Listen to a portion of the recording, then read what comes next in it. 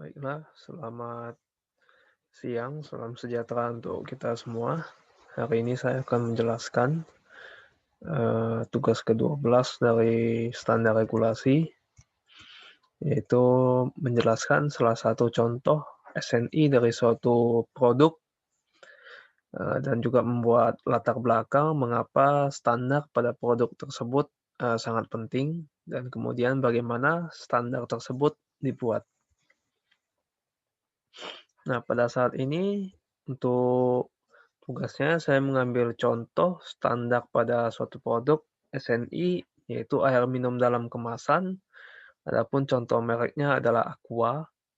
Aqua itu diproduksi oleh Danone Group.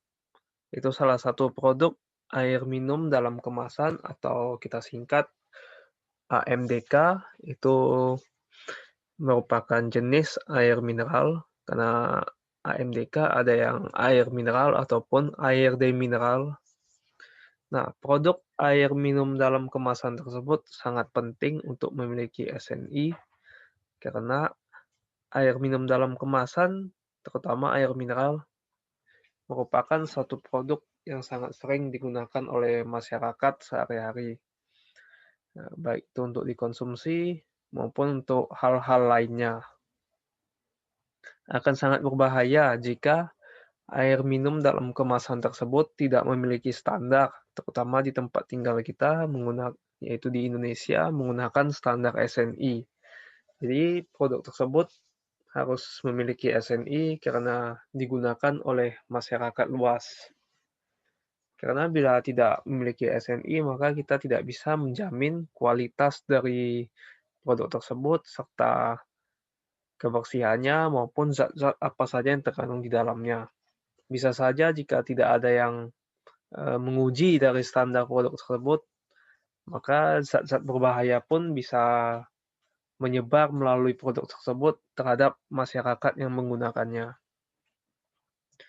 Nah, tujuan dari membuat standar untuk produk tersebut antara lain memberikan informasi kepada pihak-pihak yang berkepentingan bahwa produk tersebut telah memenuhi SNI, seperti Badan Standarisasi Nasional itu akan mengetahui bahwa produk tersebut sudah memenuhi SNI atau Standar Nasional Indonesia, kemudian akan meningkatkan daya saing dari produk tersebut karena kualitasnya sudah terjamin dan juga diakui di Indonesia SNI. Nah, yang paling penting adalah melindungi konsumen dari produk-produk yang dibuat secara tidak standar dan berpotensi membahayakan konsumen. Jadi dengan memiliki SNI, konsumen akan terlindungi dari produk-produk yang mutunya tidak jelas ataupun tidak memiliki standar yang jelas dalam produksinya.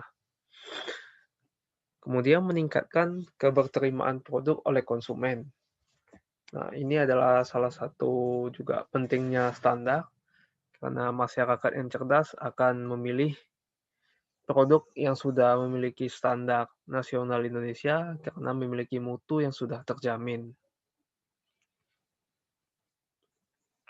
Nah, dalam membuat standar, prosesnya adalah dimulai dari permohonan yang diajukan kepada BSNI atau Badan Standarisasi Nasional Indonesia yang diajukan oleh produsen dari produk yang bersangkutan.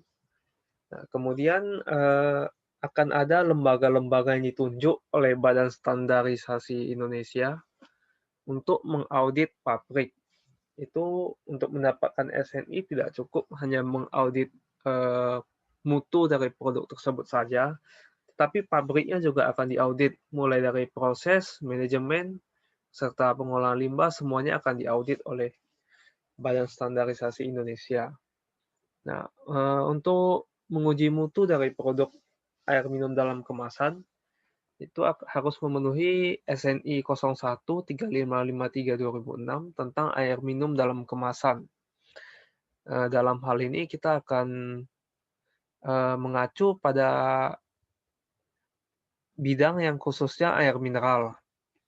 Nah, kemudian dalam pengujiannya, pasti ada cara-cara untuk menguji air minum dalam kemasan untuk mencocokkannya dengan parameter yang harus dipenuhi dalam SNI 013553/2006 tentang air minum dalam kemasan. Nah, cara pengujian tersebut akan diatur dalam SNI 013554 tahun 2006 mengenai tentang cara uji air minum dalam kemasan. Seluruh parameter uji produk harus lulus melewati parameter yang telah ditentukan dalam SNI 013553 tersebut, sehingga produk tersebut dapat dinyatakan lulus standar nasional Indonesia dan boleh menggunakan label SNI pada kemasannya. Nah, di bawah ini gambar 1.1 itu adalah contoh produk Aqua yang memiliki lambang SNI pada kemasannya, artinya produk tersebut telah melewati serangkaian pengujian dan dinyatakan lulus.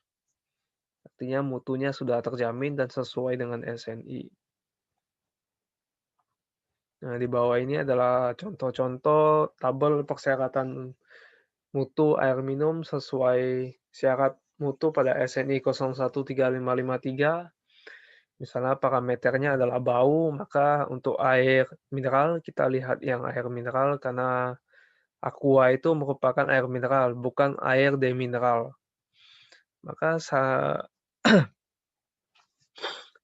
standarnya adalah bau. Bau atau parameter baunya itu air mineral itu tidak memiliki bau atau tidak berbau, dari rasa itu juga tidak berasa, misalnya dari pH juga atau tingkat keasaman atau tingkat kebasahannya itu memiliki pH 6 sampai 8,5, netral itu 7 ya, jadi masih ada toleransi. 6 itu masih asam yang lemah, 8,5 juga basanya masih lemah. Kemudian zat organik itu 10 miligram per liter, dan masih banyak lagi yang harus dipenuhi seperti sianida itu maksimal 0,05 miligram per liter.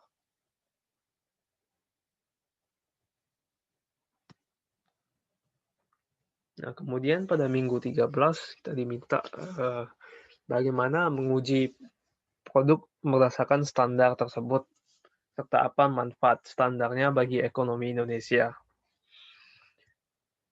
Nah, pada tugas ini akan dijelaskan standar pengujian dari produk Aqua yang tergolong sebagai air minum dalam kemasan jenis air mineral. Itu seperti tadi di tugas sebelumnya sudah disebutkan, itu dituangkan dalam SNI 013554 tentang cara uji air minum dalam kemasan. Nah, di dalam SNI 013554 tersebut dijabarkan serangkaian pengujian yang harus dilalui oleh air minum dalam kemasan untuk mendapatkan pengakuan SNI ataupun lulus SNI. Nah, ini adalah contoh cover dari SNI 013554 tahun 2006 tentang cara uji air minum dalam kemasan. Nah, dalam pengujiannya, setiap parameter yang sudah ditetapkan dari SNI 013553, misalnya kita buka SNI 013553-nya. Nah, ini adalah file dari SNI 01553 tentang air minum dalam kemasan. Scroll, ini daftar isi. Nah, kemudian kita lihat syarat mutu ya.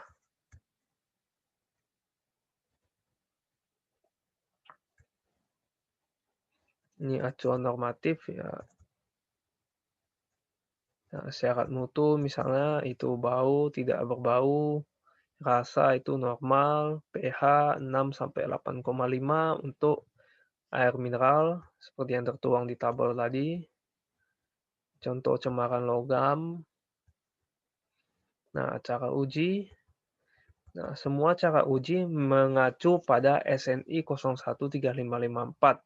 Nah, setiap parameter yang ada di tabel tersebut, dari bau, rasa, warna, pH, sampai yang di bawah, itu semuanya cara ujinya mengacu ke SNI 013554. Adapun peralatannya juga dijelaskan di sini, pereaksi. Nah, Untuk melihat cara ujinya, kita bisa buka SNI 013554. Nah, ini adalah cara uji air minum dalam kemasan. Nah, di sini ada sudah lengkap ya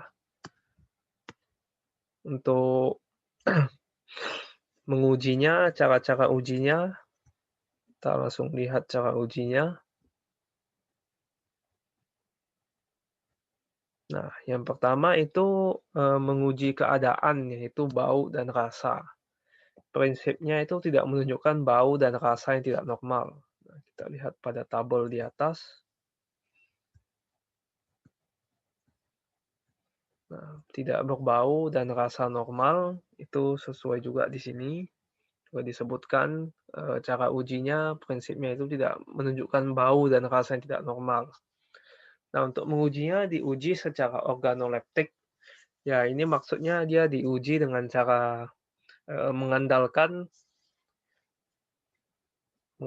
indera manusia sebagai sensor utamanya.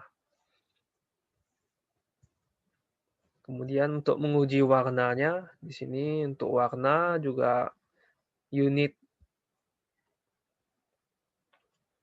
PTK-nya itu maksimal 5, itu cara ujinya. Itu dilakukan di dalam platina kobalt atau PTK tadi. Nah, ini adalah peralatan yang dibutuhkan, tabung Nestle, gelas ukur, dan sebagainya. Nah, untuk reaksi juga diberitahu chemical yang dibutuhkan untuk mengujinya. Ini ada beberapa contoh chemical seperti kalium kloroplatinat dan juga air suling, HCl pekat, ini asam klorida. Nah, kemudian diberikan juga persiapan contoh atau sampel. Ini diuji saring kertas. Ya, ini tabung elemennya kayak ini tabung untuk reaksi kimia biasanya. Kemudian cara kerjanya juga diberikan bagaimana cara kita mereaksikan bahan-bahan dengan produk yang akan diuji, dan juga ada perhitungan untuk berapa sih unit PTK yang tercatat.